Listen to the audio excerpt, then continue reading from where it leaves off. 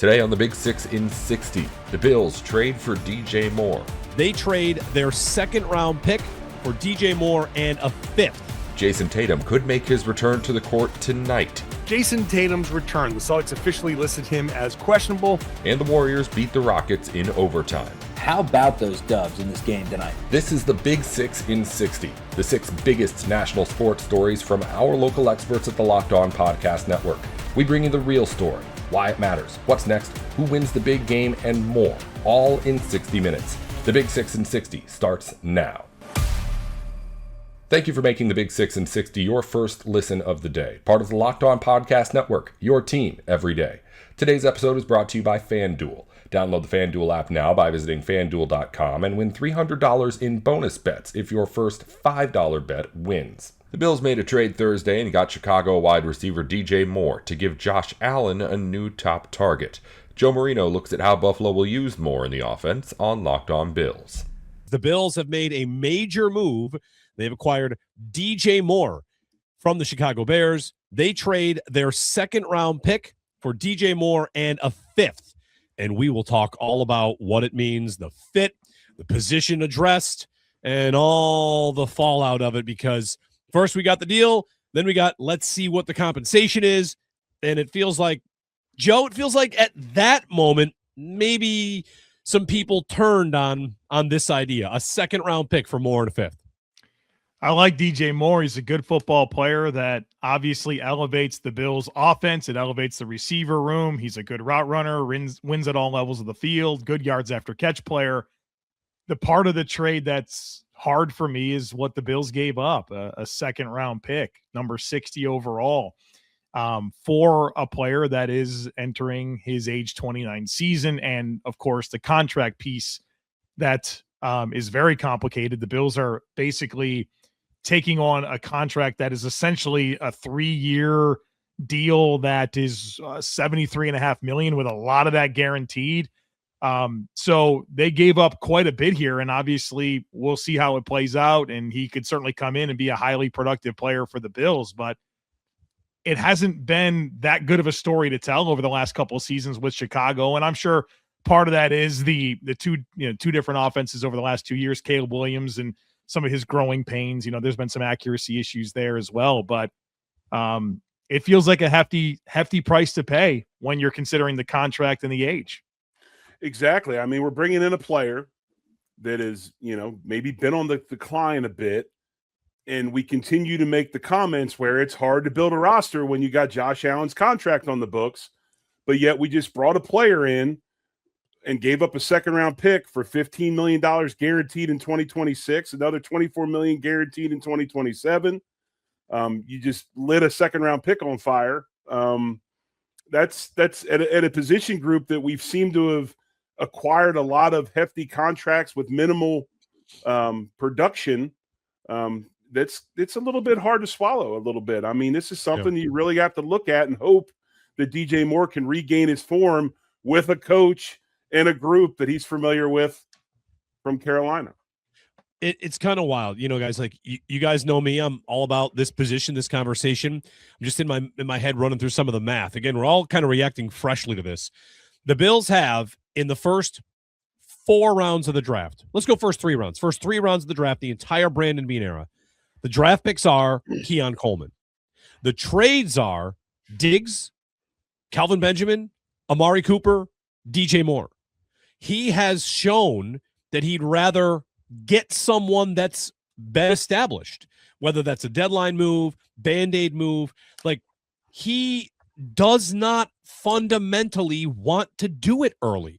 I want to say he doesn't respect the position to draft early enough, but he does respect it enough to get Band-Aids. So, like, to that point, and this is a very key point for me, I said to you guys last week, this exact move would be one I would need to be talked into. I think DJ Moore, you have to talk me into that idea, because I feel like it could go down the Amari Cooper road, which is, it looks like he doesn't have it anymore. He could age out quickly. But I'll say this, like my positive spin on it is this: it's a Band-Aid. The Bills do need a Band-Aid. I also thought they can't just draft a guy and hope that he comes in and answers all their questions. I wanted Evans, A.J. Brown. If DJ Moore is that guy, I get that. My fear, though, is by spending the second that I'm going to go through another draft without addressing this position to try to build it from where it should be built. It is unbelievably expensive, this position, and we're seeing why it's so expensive again. So can I like that they have this player, but still feel very concerned that the lessons have not been learned yet? Like, to me, that's bad news. Jeremy, it's exactly why I was in on Mike Evans as kind of the big fish at receiver, or even, I mean, honestly, Romeo Doubs, because you don't have to also give up the draft capital, right? That's the piece to this. It's cap dollars and a pretty high draft pick invested into this player. And given the amount of needs that the Bills have, it didn't make sense for me to dump all of that into the answer at wide receiver. So it's not the move I would make. If it was a 4th round pick, okay, all right. You restructure the contract, you get the first year down to a $6.7 million cap hit, and you can stomach that. But the second round price tag plus what they guaranteed into the future, all right, there's some head scratching elements to that. I think that's the biggest thing, is what you had to give up to get them. And I understand they're going to redo the contract. They'll make it more team friendly, free up some space and all that. You hope that DJ Moore can continue to be the player that he has been in the past. I mean, I like his skill set. I like the fact that he can win on all 3 levels. I like that he gets off a man. He's very well-rounded. As he can play inside, he can play outside. He can do all those things. There's a lot to like about DJ Moore. But I think we go back again, like we've talked about, the draft capital. How do you get out of the situation you're in? By drafting players with rookie contracts. And for whatever reason in that room, we don't like to do it too much. We did it a couple years ago, and obviously it bit us. Well, I say that. I mean, I guess you could say that the project is incomplete. We don't know what's going to happen with Keon Coleman, but we've got a pretty good idea over the first 2 years. So, it's just how you look at it. But a second round pick's a lot. It's a lot with this franchise and the situation they're in. The skill set, like, all right, let's table that conversation for a minute, because people tuning in want to know, like, all right, we get it. It might have been a hefty price. Maybe this is just a year where it's a seller's market and Antonio Brown does go for a 1st and a 3rd. If that happens, you might feel better about it because you didn't want to give up a 1st and a 3rd for AJ Brown. And Alec Pierce, does he get like $32 million on the market? You never know. Like, the market still has to happen. So we can have a better idea when we get more context. How about the fit? Like, DJ Moore has been, here's where it fits. He's an outside guy. Like, that guy plays outside. I think this last year was the highest percentage of snaps he'd ever had in the slot at 32%. He's never gone north of 27% before that. So you get finally an outside guy. Part of me wonders if Moore isn't what they thought Keon Coleman would be, right? Big, physical, strong. Like, when you watch Moore play, he's of that mold of, he's like a power guy. He's powerful. He's fast. He beats guys over the top. There's separation. He scored. He produced in the playoffs for them. He was a part of their offense, and they had a lot of mouths to feed. But Joe, how do you like it for fit in terms of what he adds that they don't have? I don't think anyone would dispute he does add some things that they don't have. I really like the player, right? That's the part of this conversation that I'm glad you're bringing us back to, Jeremy, because I've been a big fan of DJ Moore going back to when he was in college. He was my top receiver coming out of Maryland. I loved the season that he had. He was the only Big Ten receiver that year that had 1,000 yards receiving. And Maryland was down to like their 3rd quarterback by the 2nd game of the season. And he was just a baller out there. And he is a physical player. And don't confuse that as he's not explosive. He's got a lot of juice to him. But he does have that physical element that's required to play on the perimeter, right? The Bills need the outside receivers. And, well, what you have to be able to do on the outside is play through contact and deal with press coverage and, those aggressive corners early in the routes. And he can certainly do that. And he has appeal to all levels of the field. There's a vertical element. He's been an amazing yards after catch player. And he's got some impressive ball skills where there's body control and just the ability to go up and get it. His drop rate, I don't have it. I guarantee you it's low. You can look it up. I guarantee it's a very low drop rate. He catches everything. And so there's a lot to love about the skill set. And yeah, the Bills need it, right? Like the Bills needed help at receiver. They get help. There's no question. I don't think we should be questioning the skill set, the fit, the player, DJ Moore, the person. I think he'd come in and do everything. It's really the price tag that, I hate to keep bringing it back to that because that's the souring element of it. But yeah, I love the player. I think he's going to be awesome for the Bills. I agree. I love this. I love the player as well. I think he do a lot of things. One of the things that I love about DJ Moore and his 8-year career, let's go through his seasons and his availability. Yeah. 16 games played, 15 games, 15, 17, 17, 17. He plays. He's not in the hot tub, right? He's not in the training room. He's on the field playing. And at that position, with what we've had lately, this guy's got to be available. And he's shown that he has durability, and he is available. So I agree. I like the player. I like the skill set. I think he brings a lot to it. But are we getting to the point, fellas, where it doesn't matter if it's DJ Moore, if it's Dobbs, if it's whoever, this is what you're going to have to give up to get one of these guys?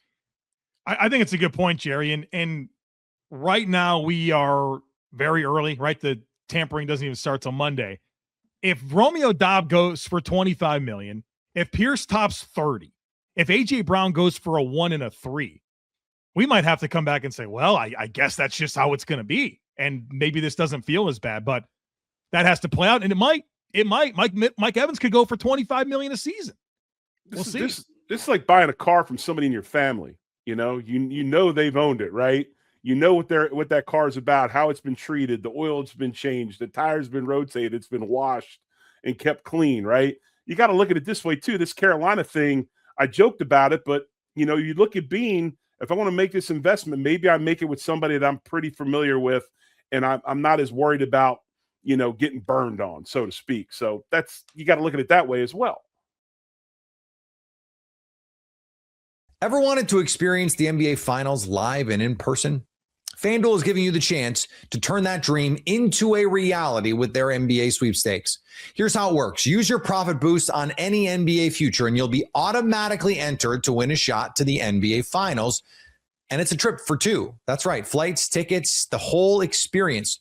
If you're already looking at the board and thinking about which team can make a deep run, this is the perfect time to lock it in. Not only can your pick cash, but it could send you to the finals. Visit FanDuel.com to get started. Use your profit boost on an NBA future and get entered for your chance to win a trip to the NBA Finals. Play your game with FanDuel, the official sports betting partner of the NBA. Welcome back to the Big 6 in 60. The Celtics didn't know if Jayson Tatum would play at all this season at one point, and then hoped to get him back in the playoffs at another. But instead, Tatum could make his return to the court Friday, less than 10 months after the injury. With more on what he'll bring to an already great Celtics team, here's John Corrales on Locked On Celtics. Jayson Tatum's return. The Celtics officially listed him as questionable, which means basically he is going to go through his stuff on Friday, his shoot around, his pregame. So we'll see him on the floor at TD Garden warming up. And then afterwards, he'll turn to the Celtics and say, yes, I can go. No, I can't. And then he will either play or he won't. But I expect him to play, and we'll see what happens when he does. Today's show is brought to you by TurboTax. It's tax time, but for a lot of us, doing taxes is a lot. Trying to book an appointment, that's not the most convenient thing. Sitting in a waiting room with a stack of papers, emailing back and forth and wondering if they really get your situation. But this year, you're getting a major upgrade. Intuit TurboTax now has in-person locations nationwide. Maybe worldwide, I don't know, but nationwide for sure. You can meet face-to-face with a real tax expert, and your documents get uploaded straight to your TurboTax app on the spot. And just like that, you're done.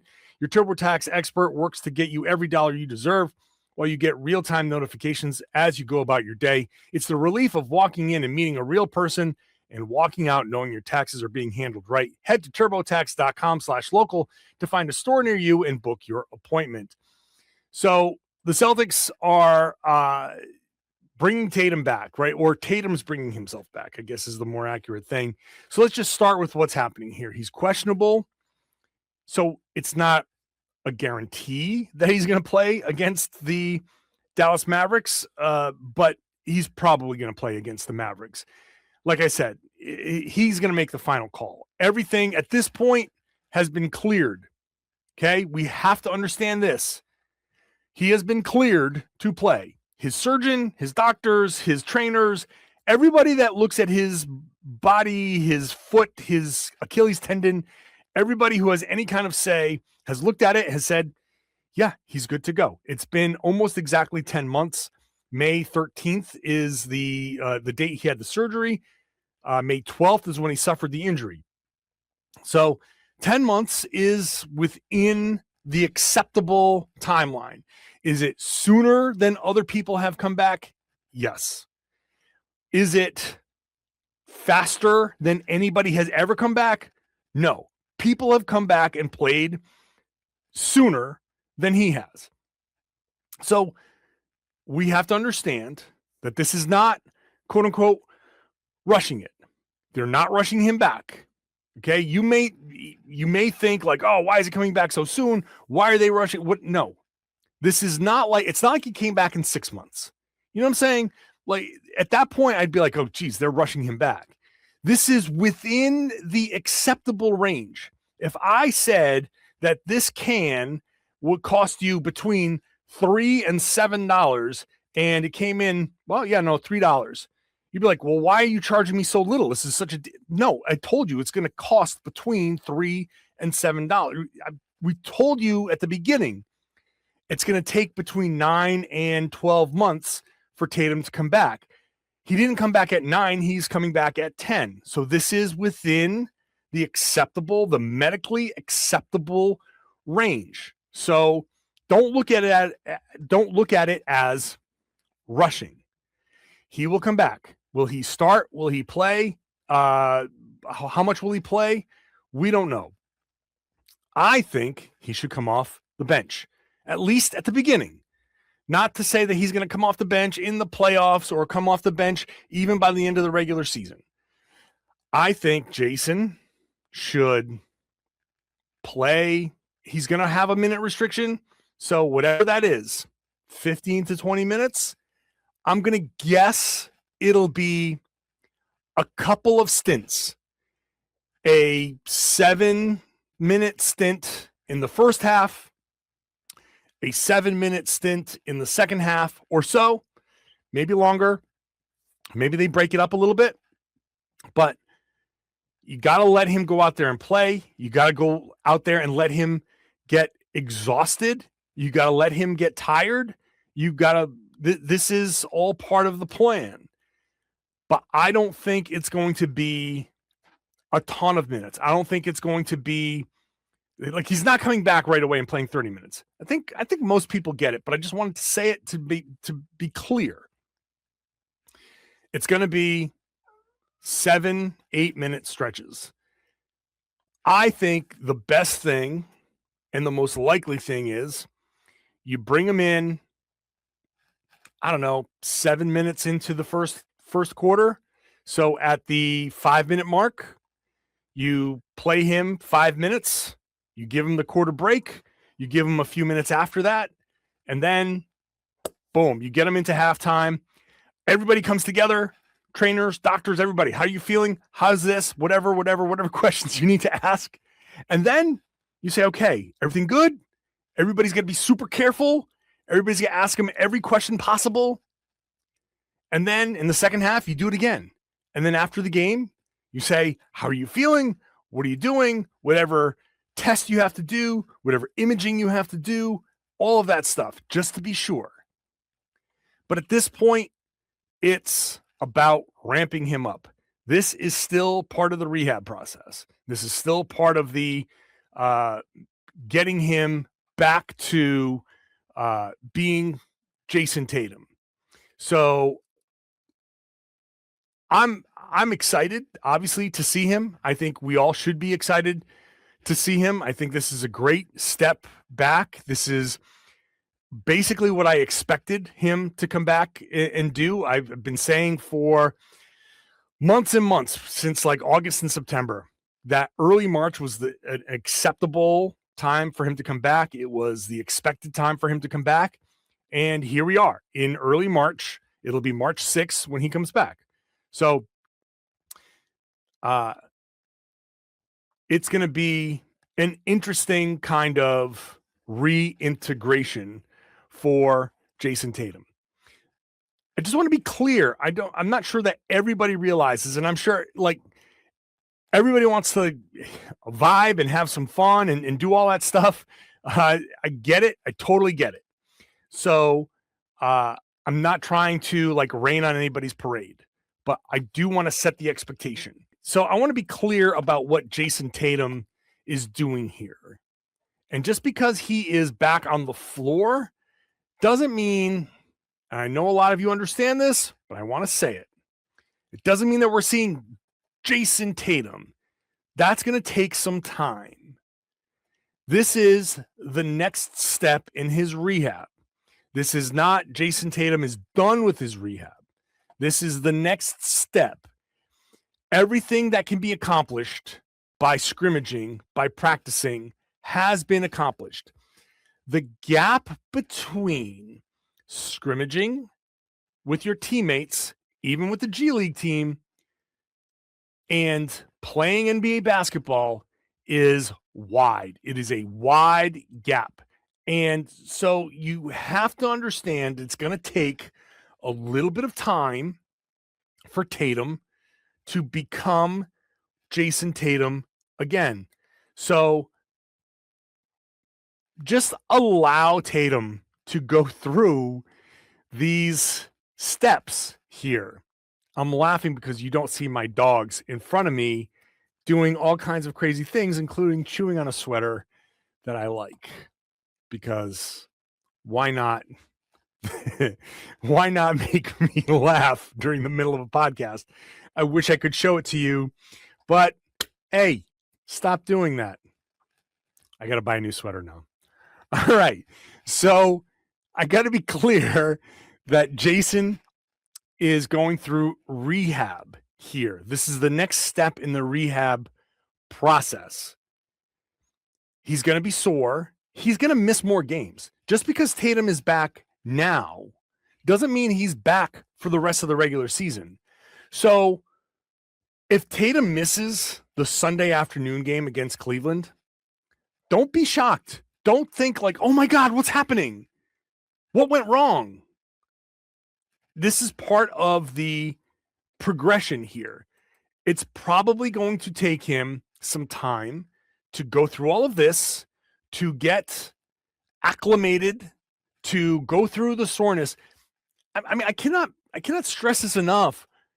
Practice is not game situation.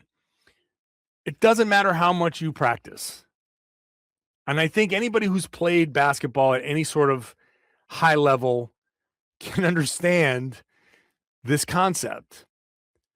The Celtics, I'm sorry, I'm just looking at my dog chewing on things.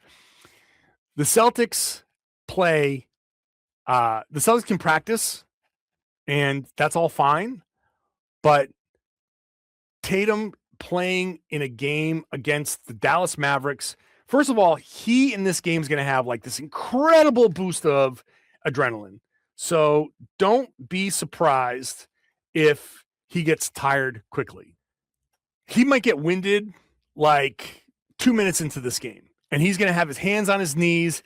He's going to be shaking his head. He's just going to be like, wow, I can't believe how tired I am. Or man, I'm rusty. Like he said in that, in his, in that video when he first got back on the floor. You're going to see him doubled over. You're going to see him grabbing at his shorts. It's all part of it. This is all part of it. You have to go through this. You have to get that lung capacity up. The lungs will be burning. He will say it after the game. My lungs were burning. My legs felt heavy. And I'm surprised at how quickly my legs felt heavy. This is going to happen. You got to let him go through that, build up that lactic acid, work that through, take a day, take 2 days.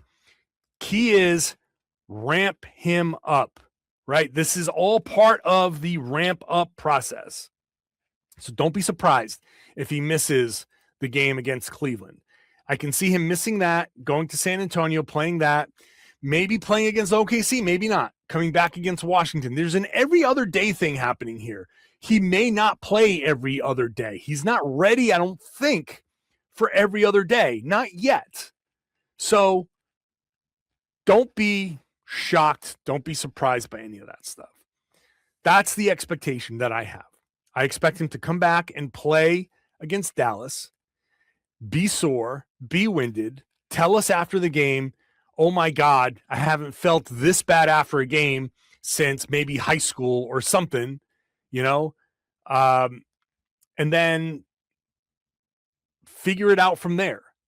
At this point, it's, do you feel good enough on Sunday to play? Probably not. I'm going to guess. That's my guess. Give it an extra day, play against San Antonio. Give it a day. Let's see. You feel like going against OKC? Maybe, maybe not. Maybe you want to push it. Maybe you do want to push it. Maybe you don't. Maybe you give it a couple of days and you come back, and being at home against Washington, Phoenix, and Golden State, maybe that's where you start to push it. At some point, he will start to play the every other day. This is not about getting him ready for the playoffs. This is not about getting him ready for anything other than next season. I've said this before. Say it again. At this point, to me, the Celtics 2025-26 season is over. The 26-27 preseason has begun. That's all I care about right now. This is preseason basketball for next season. Knock off the rust, get through the soreness, get through everything that you need to get through. Figure out who you are as a player. Are you still Jayson Tatum? 100%? Great.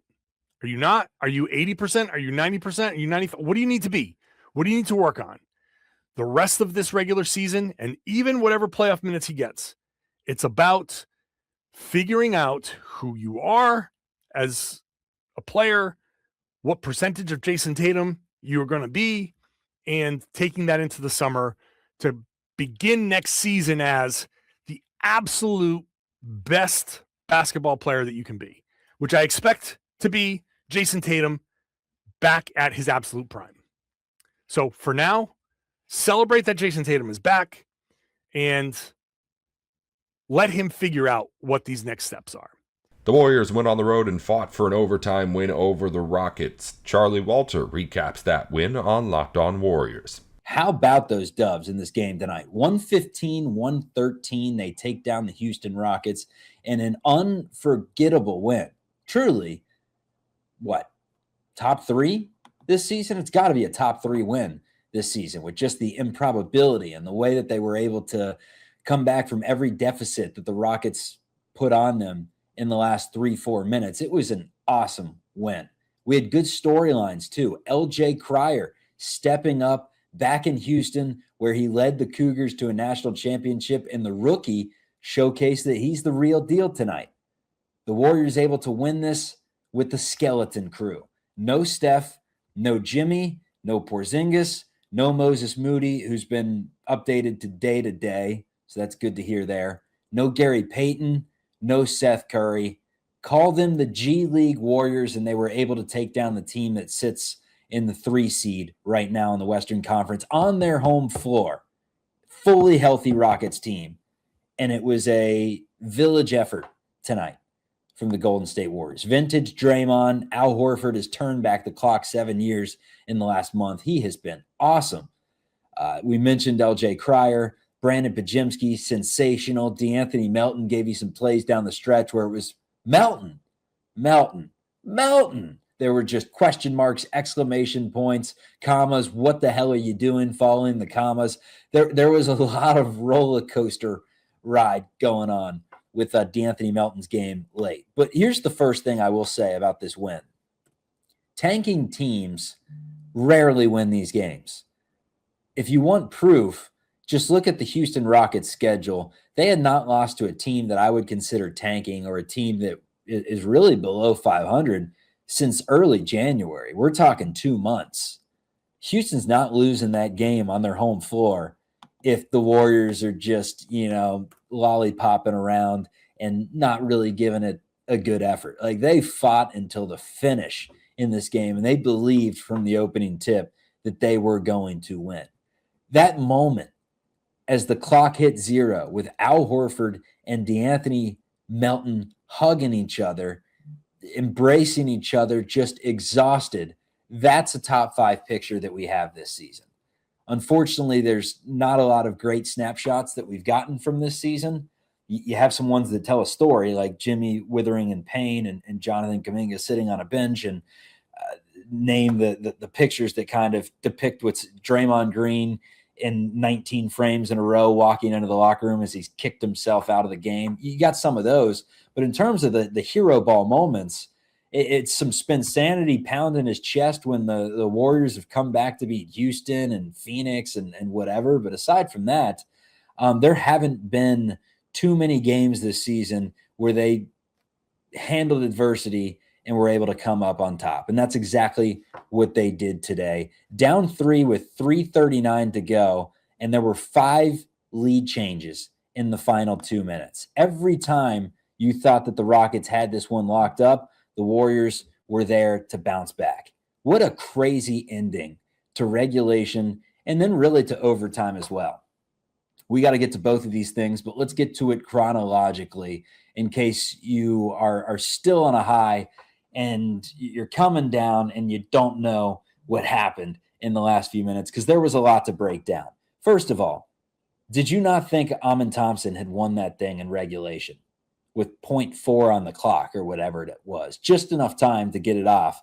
And I truly thought that the Rockets had stole one there after it felt like the Warriors had won it with 4 seconds left, and then the call is reversed. Kevin Durant fouls DeAnthony Melton. They say no. We got to talk about that Draymond play later on in the show where he chased after the ball and the significance of that. But let's pick it up with the Dubs being down 3 with 3:39 to play. Draymond has an and one to tie it up. Şengün was awesome. He responds with his own and one to give the Rockets the lead. Then DeAnthony Melton follows with a 3 to give the Warriors a 98-97 lead. Şengün responds again. Horford immediately hits a 3. Şengün again ties it up. Then Durant fouls Melton with the reverse call. I mean, we had 7 baskets, I think it was 6, in the final 2 minutes and 39 seconds in the game. Like, this was just a back and forth. Every time the Warriors hit a big shot, the Rockets hit a big shot, and Golden State had a chance with 5 seconds left after they reversed Kevin Durant's foul on DeAnthony Melton. Instead, they tip it up. Al Horford wins the tip.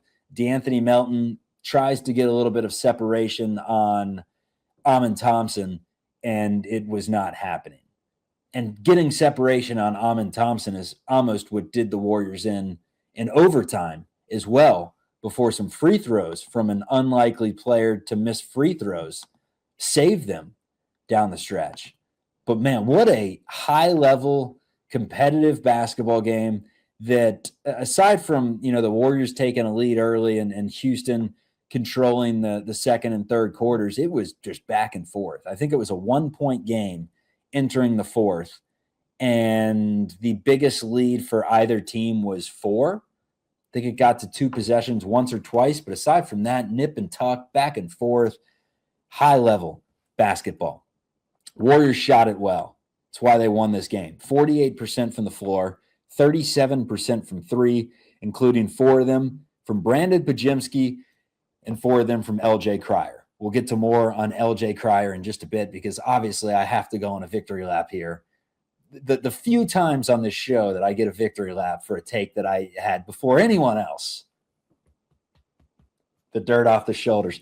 I'm happy for LJ Cryer. I felt this was coming for a while, and I think this is the start of a pretty good NBA career. I think this dude is a player. Stretch, possibly, but I think he's a good player. Houston, on the other side, shot 46% from the floor, 41% from 3. Reed Shepherd was outstanding, 12 of 19, 6 of 12 from 3. He led the Rockets with 30 points. The rebounding was something that the Warriors were able to overcome. The Rockets, a big team that grabs boards.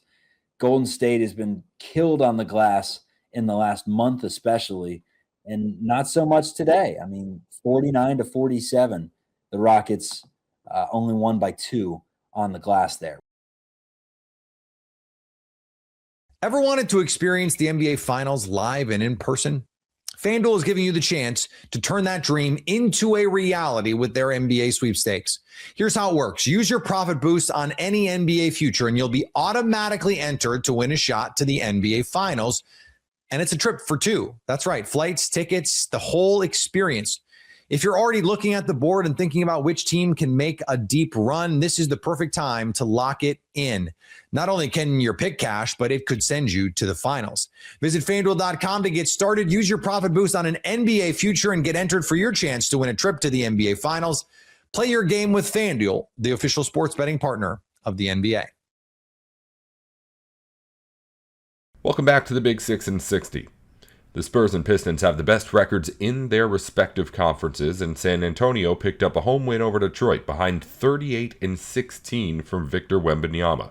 Locked On Spurs host Casey Vieira goes over the heavyweight battle. For the second time in as many tries, for the second time in less 2 weeks, take care of the Detroit Pistons and doing it by double figures. A 121-106 victory tonight for San Antonio, opening up a 6-game homestand and ultimately a 45-17 record. Now what it shows on this season. An evening that saw a lot of positive things, a lot of things that we have been hoping to have seen for a long time. We're finally getting in full force. Do the math. Add it all together, it's another victory for the Spurs. They're 13th in their last 14 tries. Yes, sir. Casey, it was a very impressive showing, so let's get right into it. This is what you'll be talking about. All right, so you already know Detroit, the second best team in the league. They've been jockeying with OKC all season long for that top record. Currently, they have the second best OKC number 1. They are leading the Eastern Conference right now. And if you remember, like I alluded to, this time a little less than 2 weeks ago, the 23rd of February, Spurs go into their gym and they essentially handle this Pistons leading team. In the first quarter, it was a little bit more of the same. Now, in fairness, Detroit lost their best defender in Asar Thompson 2 minutes into the game, rolled his ankle, and the Spurs, they smelled blood in the water and they jumped right on top of it. Fox had 16 in the first. Victor had 12. They're up by 15 after 1 quarter of play. Going into the half, that lead is 16. They're up 71-55, but look at the numbers between the two. They combined for 46, Fox and Wemby do. Victor, 24 of that. De'Aaron, 22. But as you know, Detroit, they're in contention, title contention, deep in postseason contention, however you want to phrase it.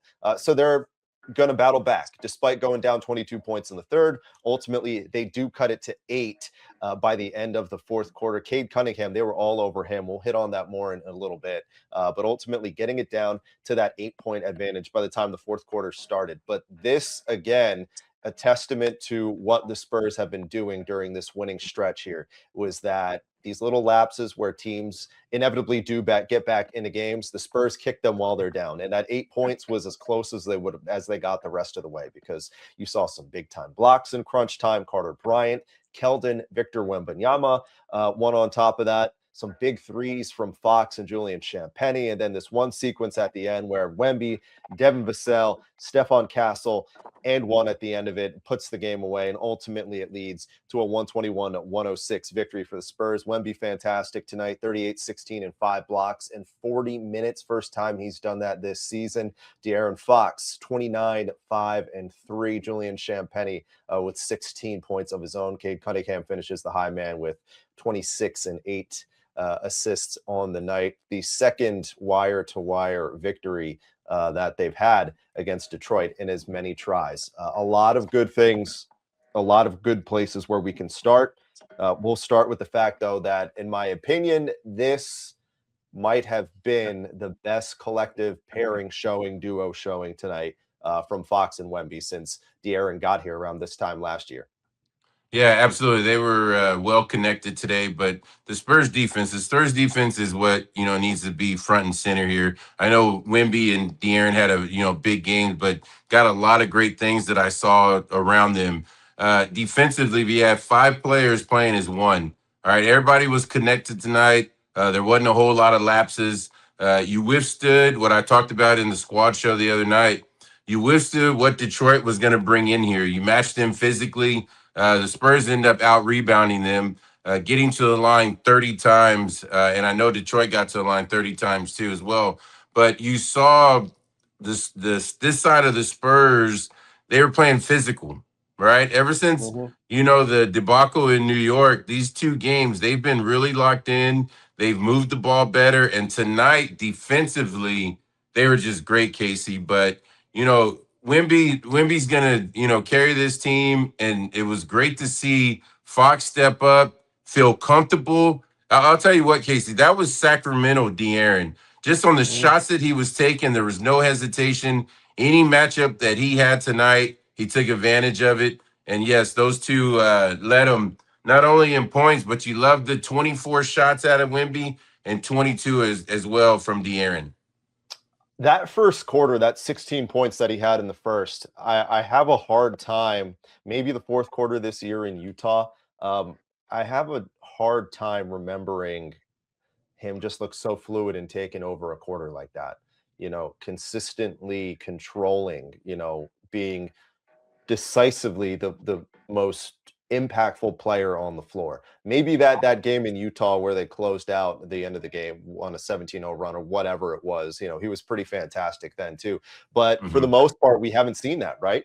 We haven't seen that for De'Aaron Fox, and that's why everyone always has such kind of critical things of him to say, because we're waiting for this to happen. But then when you look at it in a bigger lens, for every clunker that he has had in some of these big games, like he did the other day against New York, he did what he did tonight. And then, there's other moments where you had something like that, Christmas Day against Houston as well, against Oklahoma City as well, where he had, 25, 27.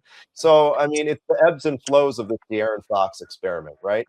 And tonight you really got the high point of it. You really got the better aspect of things. And he did a tremendous job. But collectively, the defense as a whole, they say it all the time, and and as someone who did it for a decade in the league, it feels like once the shot's fallen, that's when the guys, the guy who said shot is fallen, it picks up, makes them want to play defense a little bit more, right? Not to suggest one goes mutually. There'd be no NBA if it wasn't that way, Casey. Yeah, right? Yeah. Maybe that 16-point showing down the rest of the way, that'll be that could be determine how things look for the Spurs squad a little bit further. Some more final numbers for you. San Antonio holds Detroit to 40% from the field. They block 11 shots tonight. You like Stephon Castle, those 12 assists. It's pretty good too, especially considering the Spurs only had 9 turnovers. Ever wanted to experience the NBA Finals live and in person? FanDuel is giving you the chance to turn that dream into a reality with their NBA sweepstakes. Here's how it works. Use your profit boost on any NBA future, and you'll be automatically entered to win a shot to the NBA Finals. And it's a trip for 2. That's right. Flights, tickets, the whole experience. If you're already looking at the board and thinking about which team can make a deep run, this is the perfect time to lock it in. Not only can your pick cash, but it could send you to the finals. Visit FanDuel.com to get started. Use your profit boost on an NBA future and get entered for your chance to win a trip to the NBA Finals. Play your game with FanDuel, the official sports betting partner of the NBA. Welcome back to the Big 6 in 60. Cam Jordan has played all 15 years of his NFL career with the New Orleans Saints, but the defensive end will now hit the free agent market for the first time.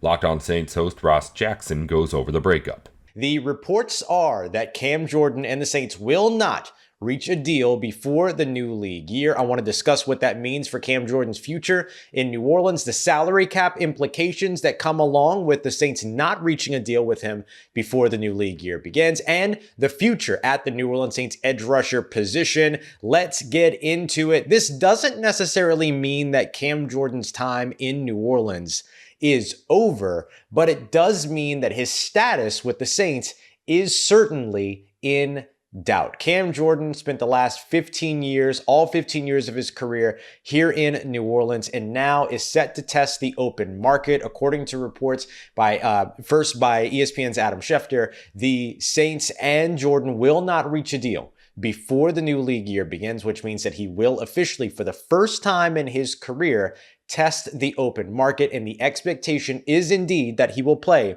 in 2026. Now, this does not mean that Cam Jordan's time in New Orleans is uniquely, specifically, for certain, inherently over. It just simply means that he now gets an opportunity to go and see if somebody will effectively pay him more than the Saints might be looking to pay for him to stay here in New Orleans. And that is an understandable situation for Cam Jordan to pursue.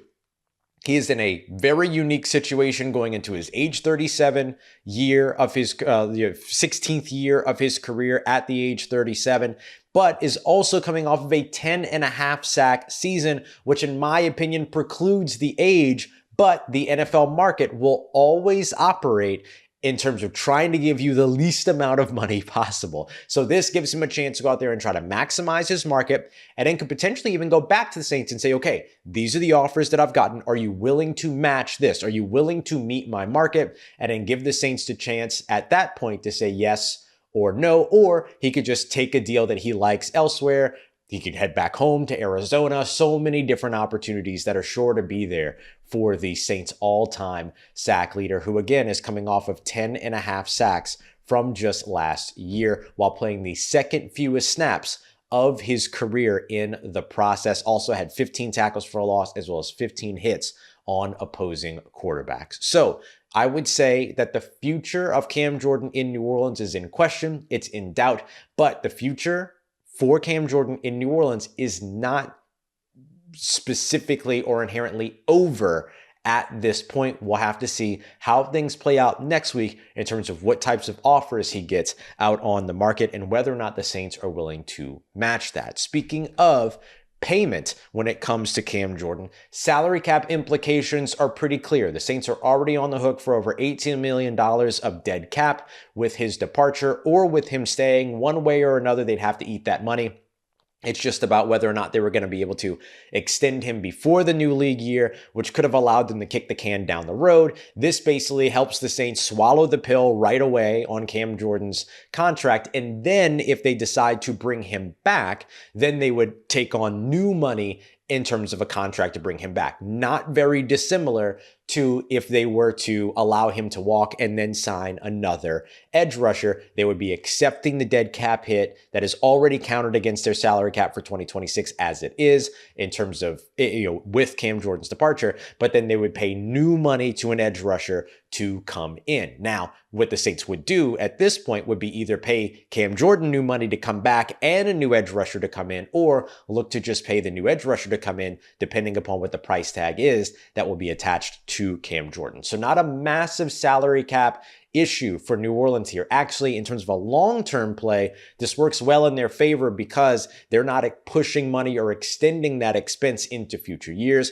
They're taking the pill now and then could potentially pay him more on top to come back, or could begin to look elsewhere in terms of what else the market has to offer. If Cam Jordan does indeed play 2026 in a new uniform for the first time in his career, it would mean a new era for the New Orleans Saints when it comes to the makeup of their edge rusher room. So we want to take a look at who's here, who's not, and who could potentially be signed. Oh, hey, and by the way, I had an episode ready to go for today at 5, a little bit more evergreen. This is important news that took precedent here, so I'm going to move the afternoon show that was looking at Alec Pierce and potential wide receiver additions to tomorrow afternoon. And so this is today's second episode, but of course, we'll always have a fresh episode for you in the morning as well on Friday. So lots coming up here over on Locked On Saints every single Monday through Friday. Don't forget to join the Everydayer Club as well for additional content and early notification on some of these big stories. You can find the link in the description and get a month for free with the promo code FREEAGENCY at lockedonsaints.supercast.com. So let's operate now with an assumption that Cam Jordan won't be back in 2026. How do you rebuild the New Orleans Saints edge rusher room? Well, what the Saints already have in the building is clear. Chase Young is the top edge rusher in this room. Chase Young is the top edge rusher for this team, probably the top defensive talent, and to many, the best player on this team from 2025. He will be the top guy going into 2026. That was going to happen no matter what. That was going to certainly be the case.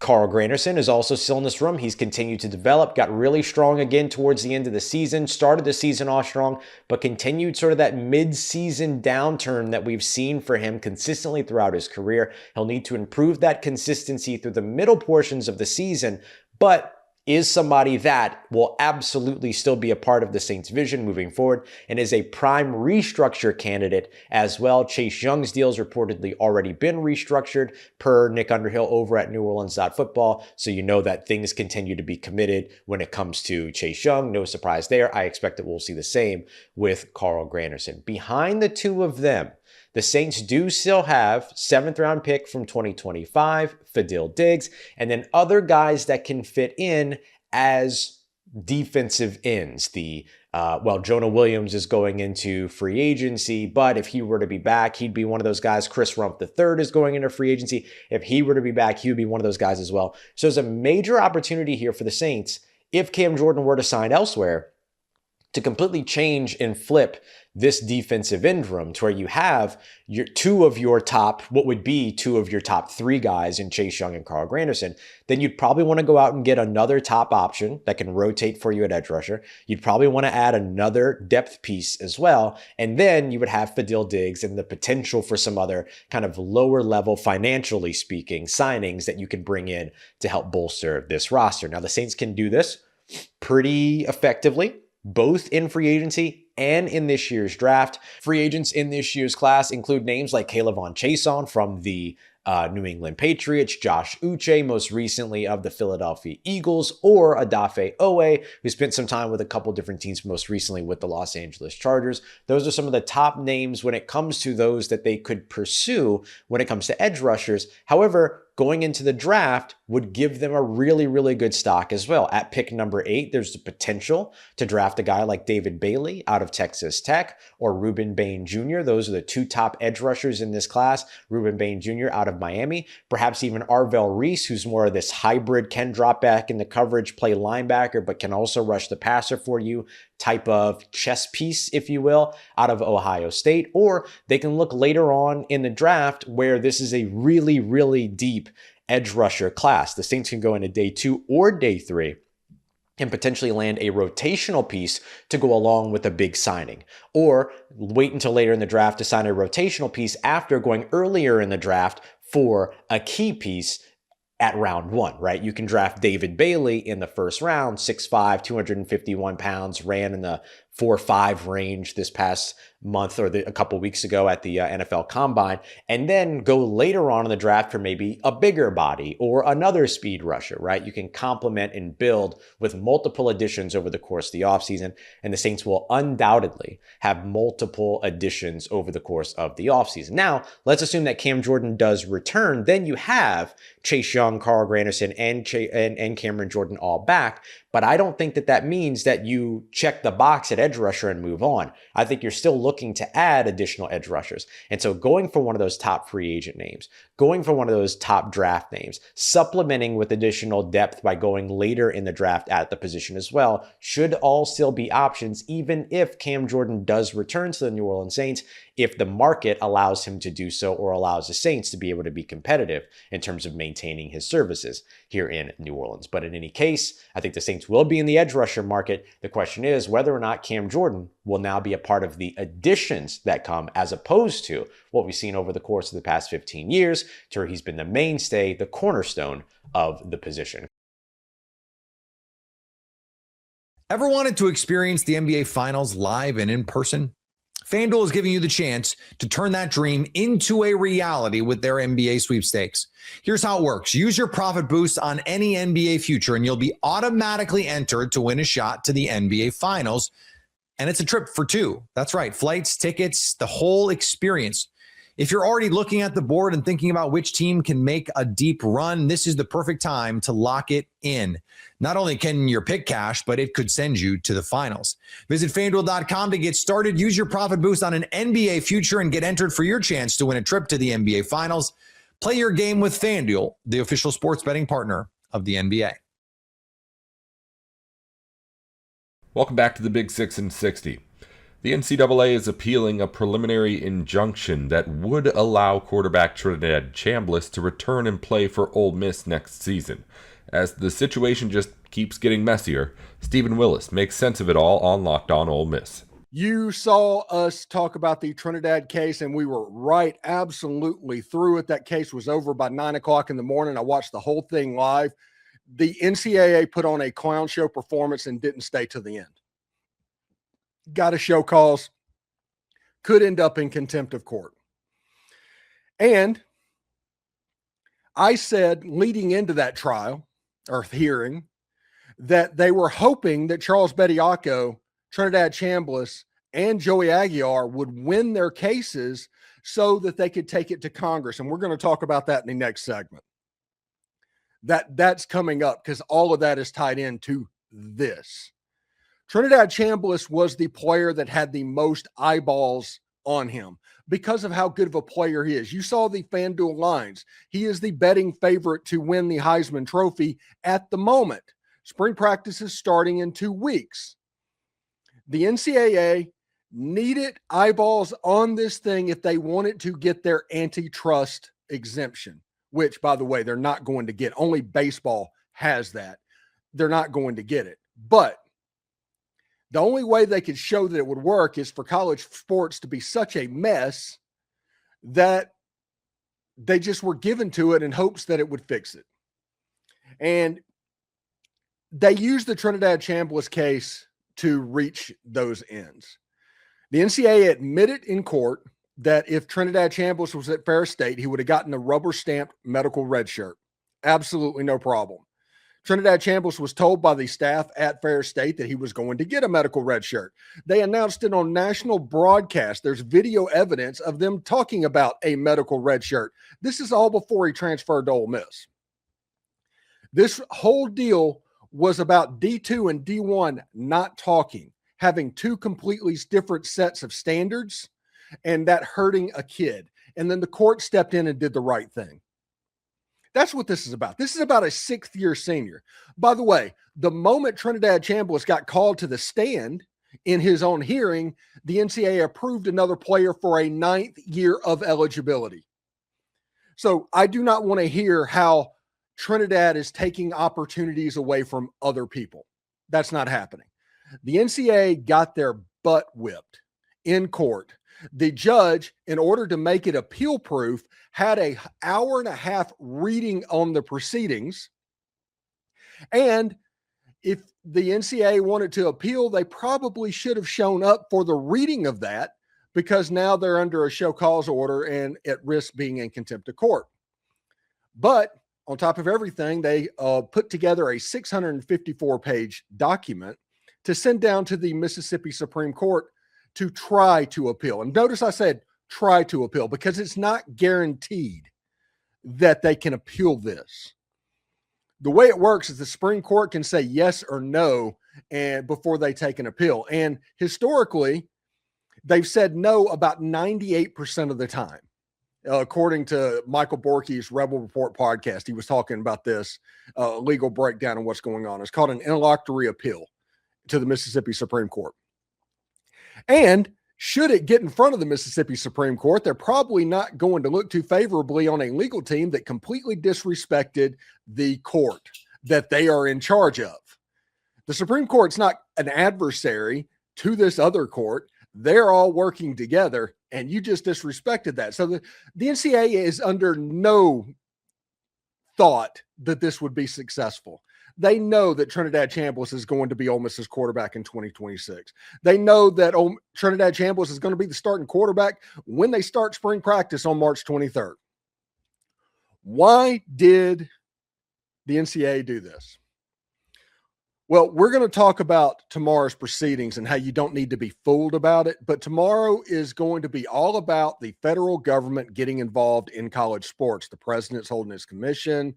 Congressmen are in that commission. And if the NCAA can make eyeballs appear to what's going on, they can push it through. And the only way they have to say that this is a system that they can't manage without an antitrust exemption is by Trinidad Chambliss, which, by the way, is a terrible example, because the reality of what happened with the Charles Bediako case and the Joey Aguilar case and the Trinidad Chambliss case is all three were ruled on like they should.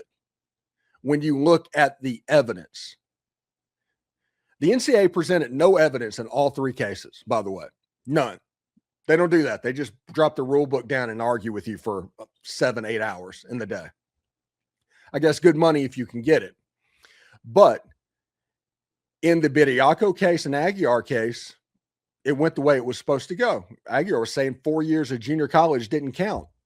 Well, what about the 4 years in major college? And never mind. Bediako has been a pro for 2 or 3 years or something like that. There's a team picture, I think, with the Charlotte Hornets. It worked exactly like it was supposed to work. Trinidad was told he was getting a medical red shirt. It was on a broadcast that he was getting a medical red shirt. And the NCAA was throwing this case on there to get eyeballs. It is all about using this kid.